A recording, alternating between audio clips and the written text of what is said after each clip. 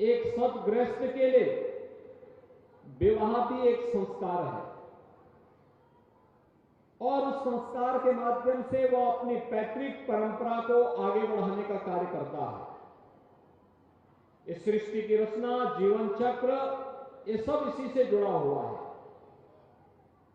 लेकिन समय के अनुरूप किसी कालखंड में इसमें सुधार हुए होंगे, परिवर्तन हुए होंगे, लेकिन विकृतियां भी आई।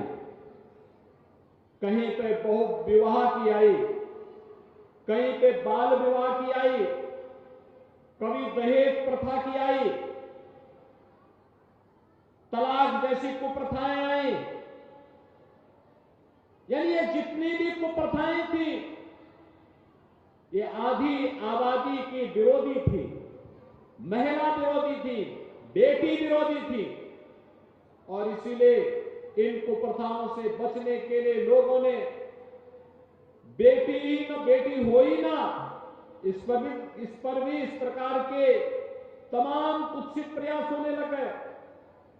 याद करिए, मोदी जी जब 2014 में प्रधानमंत्री बने तो उन्होंने बेटी बचाओ बेटी पढ़ाओ का एक अभियान चलाया।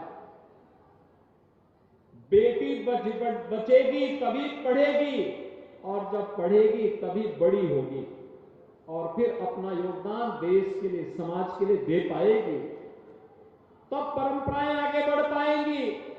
और कहते भी है ना कि एक बेटी एक परिवार का ही नहीं, केवल अपने लिए नहीं, पूरे परिवार की और पूरे खानदान को आगे बढ़ाने का काम करती है। और यह कार्य बेटी बचाओ बेटी पढ़ाओ के कार्यक्रम के माध्यम से आगे बढ़ा। आगे बढ़ाने के साथ तमाम प्रकार की योजनाएं आई।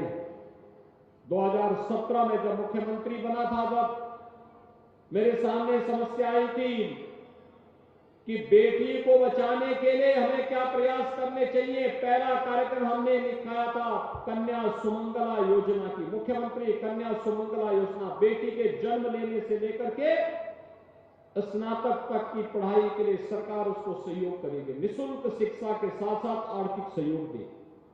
और मुझे बताते हुए प्रसन्नता है, अब तक 17 लाख से अधिक बेटियों को हम लोग पैसा उपलब्ध करवा चुके हैं। 15,000 रुपए हर बेटी के हिसाब से पैसा जा रहा है। अब अप्रैल से यही राशि 25,000 हो जाएगी। इसलिए एक कार्य तो बेटी के लिए ये पैकेज, और दूसरा मुख्यमंत्री सामूहिक विवाह योजना। मुख्यमंत्री सामूहिक विवाह योजना के अंतर्गत सरकार के स्तर पर जो प्रयास प्रारंभ हुआ है, इस प्रयास के क्रम में अब तक 3 लाख से अधिक बेटियों की शादी हम संपन्न कर चुके हैं।